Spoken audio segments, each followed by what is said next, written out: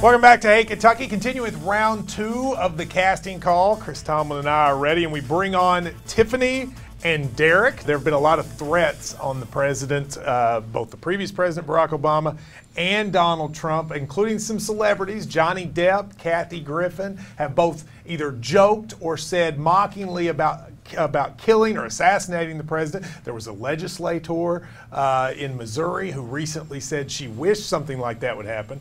My question for you, Derrick, is comments like that, we obviously don't think people should do them, but should they be criminally charged for such a thing? You know, I do not think they need to be criminally charged. I read what Johnny Depp said. I think he was at a presser in England, and, you know, he just kind of toyed with the idea of it. He later then apologized. I definitely don't think he should be charged for that. I mean, was it in distaste? Totally. You know, the man is the president of the United States. He represents our country. He holds the highest office in the land. He deserves a shred of respect. So, you know, what Johnny Depp did, what Kathy Griffin did, it's in distaste. Should they be criminally charged? No, I don't think so. I totally agree with you. Okay. I do. Totally tasteless, disrespectful. I think we should respect the office even if you didn't vote for the person. Should he be charged? No. But it was tasteless. Okay, when you say no, though, I'm a big believer that a rule is not a rule without a punishment. If you don't want people to threaten the President of the United States, and then you don't charge them, what's going to keep them from threatening the President of the United States? I think the way it was done in front of a large audience.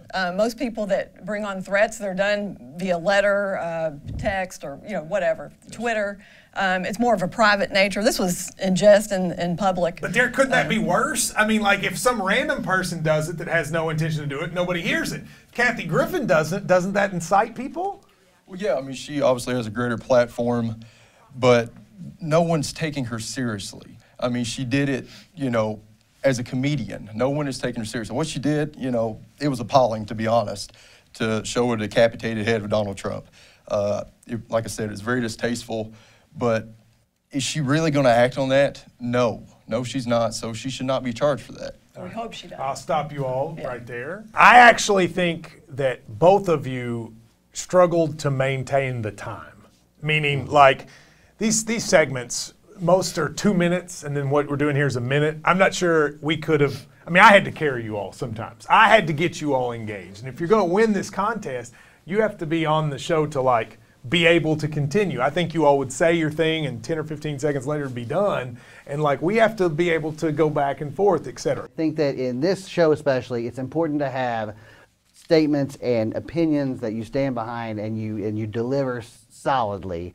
To that point alone, I think I'm going to go with Derrick. I'm sorry, Tiffany. Okay. Time for another second round match here in the Hey Kentucky casting call. We have two individuals here, Jason and Jim Tom. The one and done process is what Kentucky basketball has been known for quite some time. Do you believe in the one and done system, or do you believe there should be a different system for college basketball? If you were commissioner of college basketball, what would you require? I'll start with you, Jim Tom. If you look at the other sports, as far as golf, tennis, some other sports where folks go and they become, they're prodigies already, and they go and they ply their trade, they're able to make a living with it. I believe that just because you're a basketball player doesn't say that you might be able to do that.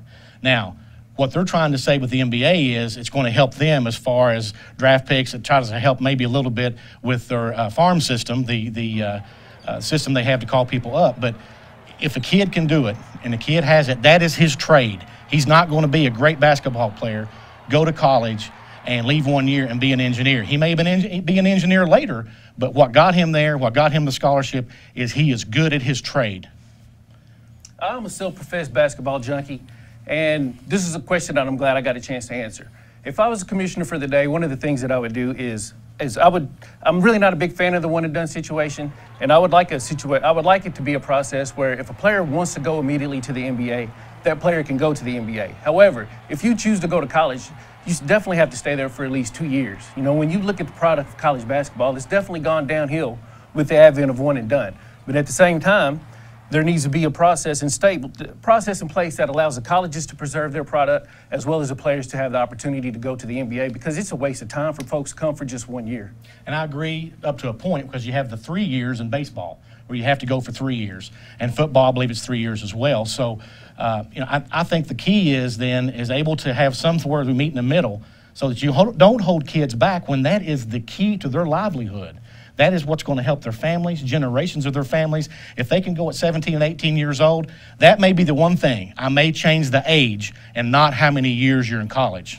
I'll stop you right there. Before we pick, Chris, what are your thoughts? Yeah, I thought you both brought to the table some very cohesive arguments.